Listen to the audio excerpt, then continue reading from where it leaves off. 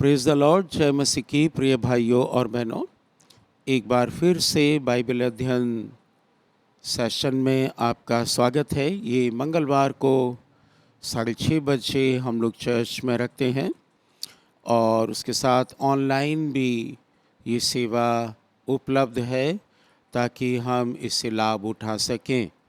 आपको मालूम है कि हम लोग रोमियो की पत्री का अध्ययन कर रहे हैं और अभी तक हमने 12 अध्याय पूरे कर लिए हैं। बहुत इंटरेस्टिंग रहा है ये सफ़र और बहुत सी बातें मुझे पर्टिकुलरली सीखने को मिली हैं और ये मेरे लिए और आसान हो गया कि हम परमेश्वर के वचन को ठीक से समझ पाएँ। तो आज की सेवा में हम लोग 13वें अध्याय का अध्ययन करेंगे। ये बहुत बड़ा नहीं है, केवल 14 पद हैं, तो इस पर हम ध्यान देंगे आज। और उससे पहले आइए हम लोग प्रार्थना करें और परमेश्वर से कहें कि इसके अध्ययन में प्रभु हमारी सहायता करे। प्रभु परमेश्वर, आज फिर से हम लोग यहाँ इकट्ठे हैं आपके वचन के चारों ओर प्रभु जी, और आपसे आशीष पाना चाहते हैं, सीखना चाहते हैं, ताकि हे प्रभु हम ये जानें कि परमेश्वर का वचन हमें क्या सिखाना चाहता है और हम अपनी तैयारी ठीक रीति से करने पाएँ। पवित्र आत्मा आप सहायता कीजिएगा, प्रभु यीशु के नाम में, आमीन। रोमियो की पत्री और उसका 13वां अध्याय। हर एक व्यक्ति शासकीय अधिकारियों के अधीन रहे, क्योंकि कोई अधिकार ऐसा नहीं जो परमेश्वर की ओर से ना हो, और जो अधिकार हैं वे परमेश्वर के ठहराए हुए हैं। इसलिए जो कोई अधिकार का विरोध करता है और परमेश्वर की विधि का सामना करता है, और सामना करने वाला दंड पाएगा, क्योंकि हाकिम अच्छे काम के नहीं परंतु बुरे काम के लिए डर का कारण है। अतः यदि तू हाकिम से निडर रहना चाहता है तो अच्छा काम कर, और उसकी ओर से तेरी सराहना होगी, क्योंकि वह तेरी भलाई के लिए परमेश्वर का सेवक है। परंतु यदि तू बुराई करे तो डर, क्योंकि वह तलवार व्यर्थ लिए हुए नहीं और परमेश्वर का सेवक है, कि उसके क्रोध के कारण, क्रोध के अनुसार बुरे काम करने वाले को दंड दे। इसलिए अधीन रहना न केवल उस क्रोध के डर से आवश्यक है, वरन विवेक भी यही गवाही देता है। इसलिए कर भी दो, क्योंकि शासन करने वाले परमेश्वर के सेवक हैं और सदा इसी काम में लगे रहते हैं। इसलिए हर एक का हक चुकाया करो। जिसे कर चाहिए उसे कर दो, जिसे महसूल चाहिए उसे महसूल दो, जिसे डरना चाहिए उसे डरो, जिसका आदर करना चाहिए उसका आदर करो। आपस में प्रेम को छोड़कर और किसी बात में किसी के कर्जदार ना हो, क्योंकि जो दूसरे से प्रेम रखता है उसी ने व्यवस्था पूरी की है।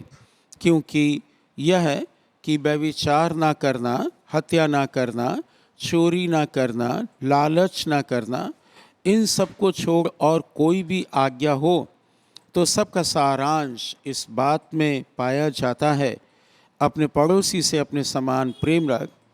प्रेम पड़ोसी की कुछ बुराई नहीं करता, इसलिए प्रेम रखना व्यवस्था को पूरा करना है। समय को पहचान कर ऐसा ही किया करो, इसलिए कि अब तुम्हारे लिए नींद से जाग उठने की घड़ी आ पहुंची है। क्योंकि जिस समय हमने विश्वास किया था उस समय के विचार से अब हमारा उद्धार निकट है। रात बहुत बीत गई है और अब दिन निकलने पर है। इसलिए हम अंधकार के कामों को त्याग कर ज्योति के हथियार बांध लें। जैसा दिन को शोभा देता है वैसा ही हम सीधी चाल चलें, ना कि लीला क्रीड़ा और पियक्कड़पन में, ना व्यभिचार, ना लुचपन और ना झगड़े और ना डाह में, वरन प्रभु यीशु मसीह को पहन लो और शरीर को की अभिलाषाओं को पूरा करने का उपाय ना करो। हालेलुया। ये बहुत इंटरेस्टिंग है 13वां अध्याय, क्योंकि इसमें कई प्रकार की जिम्मेदारियों को, कर्तव्यों को प्रेरित पौलुस बता रहे हैं जब वे रोम की कलीसिया को ये चिट्ठी लिख रहे हैं। और आपको पता है कि रोम के लोग ही उस समय इज़राइल पर राज्य कर रहे थे जब प्रभु यीशु मसीह इस दुनिया में थे। और उसके बाद भी रोम की सरकार चलती रही। और यहाँ प्रेरित पौलुस को बहुत आवश्यक जान पड़ा कि वो कलीसिया के लोगों को सिखाएं कि वे अपने अधिकारियों की अधीनता में रहें, यानी बलवा ना करें। गवर्नमेंट्स के जो कानून होते हैं उनका पालन करें, ठीक से पालन करें, विद्रोह ना करें। और फिर लिखा हुआ है कि उनको जो अधिकार दिए गए हैं वह परमेश्वर की ओर से दिए गए हैं। आप देखिएगा किसी भी देश को चलाने के लिए बाइबल कहती है परमेश्वर ही है जो एक राजा को उठाता है और दूसरे को गिरा देता है। और यही दानियल की पुस्तक में भी लिखा है कि परमेश्वर राजाओं के ऊपर राज्य करता है। इसलिए एक चीज़ का, एक स्टेट का या फिर एक गांव का या एक ब्लॉक का प्रबंध करने के लिए कुछ ऐसे लोगों को रखा जाता है जो उसकी जिम्मेदारी हैं। डिस्ट्रिक्ट मजिस्ट्रेट को रखा जाता है ताकि वो अपने डिस्ट्रिक्ट की ठीक से देखभाल करे, विकास का काम करे, न्याय व्यवस्था को देखे, कई काम उनको दिए गए हैं। तो प्रेरित पौलुस ऐसा कहते हैं कि इसलिए हमको उनका पालन करना है जो वो नियम बनाते हैं अधिकारी लोग, ताकि हम परमेश्वर को प्रसन्न कर सकें। और बाइबल हमको बताती है कि हम उनका सामना ना करें, अर्थात जो भी नियम और कानून हैं उनको ठीक से पालन करें। यस, डेमोक्रेटिक सिस्टम में अगर कोई गवर्नमेंट गलत कानून बनाती है जो आपको पसंद नहीं है तो वहाँ कोर्ट में जाते हैं लोग। अब इस समय आप कहेंगे कि बाइबल कहती है कि यदि तू हाकिम से निडर रहना चाहता है तो अच्छा काम कर। ये थोड़ा अजीब सा लगता है क्योंकि आप देखते हैं कि प्रेरित पौलुस ने तीमुथियुस की पत्री में कुछ और लिखा है। ये कहा कि अंत के दिनों में लोग ऐसे होंगे जो विद्रोही होंगे, पाप करेंगे, अच्छे के बैरी हो जाएंगे। तो ऐसे में कैसे लगता आपको कि एक व्यक्ति जो भला काम कर रहा है उसको सही इनाम मिलेगा? देखने में ये आता है इन दिनों में खास करके कि जो भला काम करता है वो ज़्यादा परेशानी में रहता है, और जो भला काम करता है उसकी प्रशंसा नहीं होती है, और जो बुरा काम करता है उसकी प्रशंसा होती है। उल्टा हो गया। लेकिन फिर भी बाइबल हमें जो कहती है, हमारे लिए बाइबल ही सही है। और फिर लिखा हुआ है कि अगर तुम भला काम करोगे तो प्रशंसा होगी, बुरा काम करोगे तो दंड मिलेगा। और 5वें वचन में मुझे बहुत अच्छी बात लगती है जो लिखी है कि अधीन रहना न केवल क्रोध के डर से परंतु विवेक भी यही गवाही देता है। ये बहुत इम्पॉर्टेंट बात है प्रत्येक मसीह के लिए कि आपको हेलमेट इसलिए नहीं लगाना है कि पुलिस चालान कर देगी, आपको इसलिए लगाना है ताकि आपकी और आपके साथ बैठने वाले की सुरक्षा हो सके। कई बार लोग डर के कारण कानून का पालन करते हैं, वो ठीक बात नहीं है। डर के कारण नहीं, पकड़े जाने का डर है इसलिए कर रहे हैं। नो, दैट इज़ रॉन्ग, वो गलत तरीका है। आपको आज्ञा का पालन, परमेश्वर की व्यवस्था का पालन, सरकार के नियमों का पालन, समाज के नियमों का पालन आपको इसलिए करना है क्योंकि विवेक भी ये गवाही देता है। विवेक में ठीक आ जाता है। आप जानते हैं कई बार कोई व्यक्ति किसी की रुपया की बेईमानी कर लेता है, उस समय थोड़ा बहुत उसको अच्छा लगेगा, फिर जिसकी उसने बेईमानी की उससे दुश्मनी कर लेगा, मारपीट भी कर लेगा, झूठ भी बोलेगा, बदनामी भी कर देगा। लेकिन आप देखेंगे वह व्यक्ति अंदर अंदर घुलता रहता है, अंदर अंदर उसकी बीमारियां पलती रहती हैं, उसको चैन नहीं आता। बाइबल कहती दुष्ट को चैन नहीं मिलता है, वो हमेशा बेचैन रहेगा। आप कहीं भी देख लो, अगर कोई दुष्ट व्यक्ति है, किसी ने किसी का बेईमानी, चोरी, गड़बड़ी, पाप किया है, तो वो ना तो उसको नींद आएगी, वो डर में रहेगा, और आप देखेंगे कि उसके बच्चे, उसके परिवार में हमेशा मुसीबत रहेगी। ये कैसे पता चलता उसको कि मैंने गलती की? क्योंकि विवेक परमेश्वर ने दिया है। ये विवेक हर एक को दिया है, ये जाति पाति धर्म के हिसाब से नहीं। God has provided conscious to everyone, हर एक जन को। इसीलिए उसको कुछ चीज़ें बिना सिखाई मालूम है कि क्या सही है क्या गलत है। इसलिए बाइबल हम लोगों को कहती है कि विवेक के अनुसार चलो, क्योंकि वो ठीक गवाही देता है। विवेक सही बात कहता है। आपने अन्याय भी किया है तो भी जो अंदर है ना, चाहे आप मसीह हैं या नहीं हैं, आपको अंदर ये मालूम है कि आपने गलती की है, और वह आपका पाप बना रहता है। प्रेरित पौलुस उसी को डील कर रहे हैं कि उसको ठीक कर दें। और फिर लिखा हुआ है कि शासन की सहायता करें। शासन की सहायता का मतलब है कि जो टैक्स ड्यू है आपका, वो दीजिएगा, ताकि आपकी कॉलोनी, आपको अच्छी सुविधाएं मिल सकें। कई बार लोग शिकायत करते हैं, वो बिजली को इस्तेमाल करते हैं, लेकिन जब बिजली का बिल आता है तो शिकायत करते हैं। पानी इस्तेमाल करते हैं और पानी का जब बिल आता है तो वे शिकायत करते हैं। ये गलत बात है। अगर बिजली का बिल आपका आया है और आपने बिजली खर्च की है तो खुशी से पेमेंट कीजिए, बिना नाक मुंह सिकोड़े, क्योंकि आपको सुविधा दी गई है और आपको बिजली दी गई जो आप घर में नहीं बना सकते, और आप आराम से सोए हैं, आपने आराम से खाना बनाया है, आपने आराम से कपड़े धोए हैं, और आपको आराम से पानी मिल गया है। तो फिर प्रभु का धन्यवाद करें, और जो चीज़ें आपको मिली उनका ठीक पेमेंट करें, टाइम पर पेमेंट करें। टैक्स बनता है तो टैक्स भी दें, ताकि गवर्नमेंट अपने खर्चे चला सके। गवर्नमेंट को खर्चा चलाने के लिए टैक्स की ज़रूरत होती है, और वो हमको और आपको देना चाहिए। यही कह रहे हैं कि इसलिए कर भी दो। शासन करने वाले परमेश्वर के सेवक हैं, सदा इसी काम में लगे रहते हैं, इसलिए हर एक का हक चुकाया करो। अब इसमें पास्टर का भी हक चुकाना चाहिए। अगर आप प्रभु के जन हैं तो पास्टर आपको अच्छी अच्छी बातें सिखाता है, तो पास्टर का भी हक बनता है। प्रेरित पौलुस ने कहा कि पास्टर तुमको आत्मिक बातें बताता है और आत्मिक रूप से आशीषित करता है। आप पास्टर को भौतिक चीज़ों से आशीषित कीजिए, रुपया दीजिए, पैसा दीजिए, कपड़ा दीजिए, खाना दीजिए, और जो कुछ आप दे सकते हैं दीजिए। अपनी अपनी सुविधा, अपनी कैपेसिटी के, क्षमता के अनुसार आप ऐसा कर सकते हैं। सभी का हक चुकाना चाहिए। फिर वो कहते हैं कि जिसको महसूल चाहिए टैक्स, उसको महसूल दीजिए, और डरना चाहिए डरो, आदर करना चाहिए आदर करें। ये सामाजिक नियम बता रहे हैं। इसलिए चर्च जो है वो हमेशा केवल आत्मिक आत्मिक आत्मिक बातों को नहीं बताती रहती है। वो इसलिए क्योंकि आत्मिक बातें हम बताते हैं वो तो हमारी आत्मा से संबंधित है, लेकिन हमें अभी पृथ्वी पर प्रभु ने रखा है, तो पृथ्वी पर आपको और हमको एक सभ्य मनुष्य की तरह, परमेश्वर के जलते हुए दीपकों की तरह व्यवहार करना है। तो ये बातें इम्पॉर्टेंट है। फिर 8 वचन से लेके आगे तक प्रेरित पौलुस लिखते हैं कि आपस में प्रेम को छोड़कर और किसी बात में किसी के कर्जदार ना हो।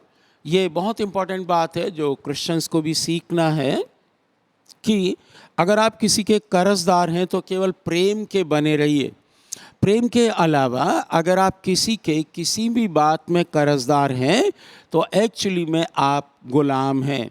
बाइबल मसीही लोगों को कर्ज लेने के लिए भी मना करती है, और अगर आपने कर्ज लिया है तो बाइबल कहती है कि उसका टाइम पर भर दो, टाइम से पहले वापस कर दीजिए, क्योंकि बाइबल ये कहती है कि दुष्ट उधार लेता है और वह भरता नहीं है, वापस नहीं करता है। आपने अगर किसी से पैसा लिया है और आपने उसको भरा नहीं है तो आप परमेश्वर की दृष्टि में दुष्ट हैं, और दुष्टों का स्वर्ग में कोई काम नहीं है। आपको और हमको ठीक समझना चाहिए। इसीलिए प्रेरित पौलुस कहते हैं कर्ज मत लो। प्रेरित पौलुस ने कभी किसी से कर्ज नहीं लिया, और कलीसिया को वो कह रहे हैं कि कर्जदार मत बनना।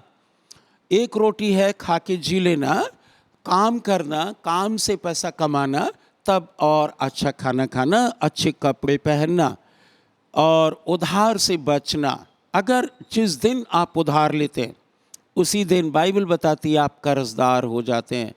अगर मैं गलती ना करूं तो आप देखेंगे नीति वचन की पुस्तक 22 अध्याय के 6 वचन में ऐसा लिखा हुआ है कि उधार लेने वाला, 6 या 7वें वचन में, उधार लेने वाला उधार देने वाले का गुलाम बन जाता है। आप कहते हैं कि आप परमेश्वर के जन हैं, नीति वचन 22:7 में, धनी निर्धन लोगों पर प्रभुता करता है और उधार लेने वाला उधार देने वाले का दास बन जाता है। आप कितनी भी लंबी चौड़ी बातें मारें, कितने भी मोटे तगड़े हो जाएं, उधार लेकर महल बना लें, परंतु बाइबल कहती है कि आप उस व्यक्ति के गुलाम हैं जब तक आप उसका पैसा वापस नहीं कर देते हैं। तो याद रखिए, प्रेरित पौलुस कहते हैं जहाँ तक हो सके प्रेम के अलावा कर्जदार ना हो। प्रेम करते हैं, आप हमको बहुत प्रेम करते हैं, मैं आपके कर्जदार हूँ प्रेम का, हम आपको प्रेम करते हैं, आप मेरे प्रेम के कर्जदार हैं। और लिखा हुआ है कि क्योंकि जो दूसरे से प्रेम रखता है उसी ने व्यवस्था पूरी की है, क्योंकि ये व्यभिचार न करना, और आगे लिखा हुआ है लालच ना करना, चोरी ना करना, और इनको छोड़कर कोई और भी आज्ञा है तो इस बात में पाया जाता है कि अपने पड़ोसी से अपने समान प्रेम रखना। अब देखो, यहाँ पर आप अपने पड़ोसी से, अपने व्यक्ति से, चर्च में आप अगर किसी से प्रेम करते हैं तो आप व्यभिचार नहीं करेंगे, हत्या नहीं करेंगे, चोरी नहीं करेंगे, लालच नहीं करेंगे। कर्ज क्यों लिया जाता है मालूम है? कई लोग बेकार में कर्ज ले लेते हैं जुआ सट्टा खेलने के लिए। वो तरीका नहीं है। अगर आपने बीमारी के लिए, 2 दिन की रोटी के लिए, कोई अर्जेंट काम के लिए पैसा लिया है तो जब आपने वायदा किया उससे पहले वापस कर दो। ये प्रेम है। प्रेम ये नहीं है कि आपने लंबी चौड़ी बातें की, पैसा ले लिया और हत्या की, व्यभिचार किया और कह रहे हम पाप नहीं करते, हम प्रेम करते हैं। No, that is wrong. जो परमेश्वर के नियम हैं उन्हीं पर रहिएगा, उसमें जोड़ने और घटाने की ज़रूरत नहीं है। अगर आप अपने पड़ोसी से प्रेम रखते हैं तो एक्चुअली में बाइबल कहती है कि आप उसके साथ कोई बुराई नहीं करेंगे। अब बुराई करने का मतलब ऐसा नहीं है कि 4 लोग बैठ गए और किसी की बुराई करने लगे, बुरी बुरी बातें कहने लगे, उसके घर में क्या होता है, कौन लाता है, क्या लाता है, कहाँ से पैसा कमाता है, किसका क्या किया, उसकी बहू बेटी कहाँ गई। ये वाली बुराई नहीं है, ये तो है ही है। पर बुराई का मतलब ये है कि यदि आपके समय पर, बुरे समय पर किसी ने आपकी भलाई की, आपको एक्सीडेंट हो गया और आपको कोई अपनी कार में बिठा के डॉक्टर के पास ले गया, इलाज करा दिया, ये उसने आपके साथ भलाई की है। अब इसका बदला अगर आप उसके साथ बुराई करेंगे, उसकी बदनामी करेंगे और आप उससे पैसा ले लेंगे और वापस नहीं करेंगे, ये बुराई है। बुरा काम करना, किसी के साथ बुरा काम ना करें, ये बड़ी खतरनाक बात है। आप देख लीजिए, इस संसार में ये होता है और ईसाई लोग भी करते हैं। ये ईसाइयों को नहीं करना चाहिए। जब कोई व्यक्ति किसी से पैसा लेता है तो बड़ा प्रेमी होता है, चूहा बन जाता है, लेकिन जब देने की बारी होती है तो उसमें इतनी कमियां निकाल लेता है कि रात भर बैठ के वो उसकी बुराई करता रहता है और उसको मालूम है अंदर, और सब लोग सुनते रहते हैं और वो बुराई करता जाता है, करता जाता है, करता जाता है। ये बुराई की बात बाइबल मना करती है कि उसके साथ बुरा मत करो, भलाई करो। बाइबल कहती है बुराई से मत हारो, परंतु बुराई को भलाई से जीत लो। ये समझने की आवश्यकता है। व्यवस्था पूरी करता है। आपको याद होगा कि हम लोगों ने बहुत डिस्कशन किया है, व्यवस्था से उद्धार नहीं है, हमारा उद्धार काय से है? विश्वास से। लेकिन आप देख लीजिए, इसी वचन में ये लिखा हुआ है कि व्यवस्था का सारांश ये पाया जाता है कि अपने पड़ोसी से अपने समान प्रेम करो, उसी ने व्यवस्था पूरी की है। दैट मीन्स विश्वास से उद्धार पाने के बाद हमको व्यवस्था का पालन करना होगा। व्यवस्था का मतलब क्या है? परमेश्वर के नियम। कैसे वाले? व्यभिचार नहीं करना है, जो पहले भी था। मसीह में आने के बाद भी हमें ये नहीं करना है। लालच भी नहीं करना है और चोरी भी नहीं करना है, किसी भी प्रकार का कोई पाप नहीं करना है, बाइबल ऐसा बताती है। और फिर यही व्यवस्था का पूरा करना है। अगर आप किसी से प्रेम करेंगे तो उसको कभी नहीं लूटेंगे, प्रेम करेंगे तो उसकी बुराई कभी नहीं करेंगे। अगर किसी ने आपके साथ भलाई की तो आप उसको धन्यवाद कहेंगे। ये बाइबल के नियम है। प्रेरित पौलुस ये जनरल बातें बता रहे हैं। ये जनरल बातें रोमियों की कलीसिया को बताई, लेकिन आज भी ये उपयोगी हैं, क्योंकि इनका लिखने वाला कौन है? प्रेरित पौलुस तो हैं ही मानवीय लेखक, लेकिन परमेश्वर के आत्मा को मालूम था कि 21वीं शताब्दी में भी लोग धोखेबाज, चोर, बेईमान, व्यभिचारी, हत्या करने वाले होंगे। तो उन्होंने पहले से लिखवा दिया कि ये नहीं करना। इसलिए मसीह लोगों को बाइबल पढ़ना, बाइबल को समझना और बाइबल में जो लिखा है उसको करना, और वही बात दूसरे लोगों को सिखाना आवश्यक है। फिर लिखा हुआ है, ये अंतिम दिन चल रहे हैं, जो हम लोग अक्सर बात करते हैं कि समय को पहचान कर ऐसा ही किया करो। टाइम बहुत खतरनाक आ गया है। आज आपके साथ कोई अच्छा व्यवहार करता है, ज़रूरी नहीं कि कल भी करेगा। कई लोग उल्लू सीधा करने में बड़े माहिर होते हैं, छल कपट करने में बड़े माहिर होते हैं। पता नहीं आपके साथ ऐसा अनुभव हुआ कि नहीं हुआ, मेरे साथ तो हुआ है। जो हमारी रोटी खाता है वही लात भी उठाता है, और ये आप देखते हैं इस दुनिया में हो रहा है, आज भी हो रहा है। आपको तो पता है ये संसार उल्टा हो गया है, अब न्याय के लिए तैयार है। लेकिन बाइबल कहती है तुम नींद से जाग जाओ और घड़ी आ पहुंची है। नींद से जाग जाओ, क्या मतलब है नींद से जाग जाओ? क्या सो रहे थे उठ के बैठ जाओ? नो। अब वे अंधकार के काम, लिखा हुआ अंधकार के कामों को त्याग कर अब हम क्या करें? ज्योति के हथियार बांध लें।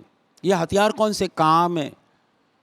अंधकार के काम क्या थे? चोरी, बेईमानी, झूठ, फरेब, छल कपट, बुराई करना, किसी का पैसा लिया, किसी की कोई चीज़ ली, दी नहीं, और छिप छिप के काम करते गए, चोरी करते गए। और फिर इन सबको करने के बाद ये भी कहते रहे मैं ठीक हूँ, मैं ठीक हूँ भाई साहब, तुम ही खराब हो। तो और परमेश्वर को दांती पीसना पड़ता है। ऐसे व्यक्ति पर परमेश्वर बहुत दांती पीसता है। और आपको मालूम है भजन संहिता 7:11 में लिखा है, साम 7:11, कि परमेश्वर दुष्ट पर प्रतिदिन दांती पीसता है। आप कैसे हैं? दिन निकलने पर है, धर्मी और न्यायी है, वरन ऐसा परमेश्वर है जो प्रतिदिन क्रोध करता है। एक अनुवाद कहता है कि वह प्रतिदिन दांती पीसता है। गॉड इज फ्यूरियस, रात उसका आ रहा है, जो क्रोध से भी कई गुना आगे होता है। रात बोलते हैं इंग्लिश में, क्रोध, विरोध, बहुत गुस्से में है परमेश्वर। तो आज क्या करना है? रात बहुत बीत चुकी है, हम लोग बहुत गलत काम कर चुके हैं, बहुत लापरवाही का जीवन जी चुके हैं, अधर्मता का काम कर चुके हैं। और अब इंग्लिश में ठीक लिखा है, राइचस जज एक्सप्रेसेस हिज राथ एवरी डे। प्रतिदिन दुष्ट से गुस्सा होता है। आपको क्या लगता है आपने दुष्टता की है और परमेश्वर खुश है, हालेलुया होसन्ना करेंगे, गाना गा लेंगे? नहीं होगा वो। ये केवल ऊपर ऊपर लेप लगाना है, जो आप अपने आप के माइंड को संतुष्टि दे देते हैं।